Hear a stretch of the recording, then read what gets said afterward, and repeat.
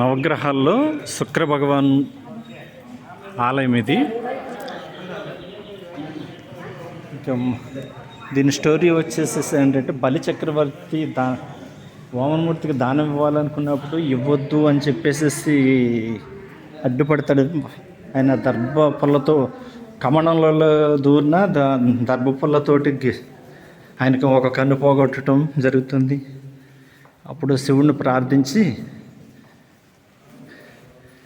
నాకు విముక్తిని ఇమ్మంటే, అప్పుడు శివుడు మళ్ళా ఆయన రూపాన్ని మళ్ళీ ఇచ్చినందుకు ఆయనలోనే లీనమయ్యి ఇక మన కష్ట సుఖాలన్నీ కూడా తీస్తూ ఈ తమిళనాడులో ఉన్నటువంటి 9 నవగ్రహాల్లో ఇప్పటికి 7 పూర్తయినాయి.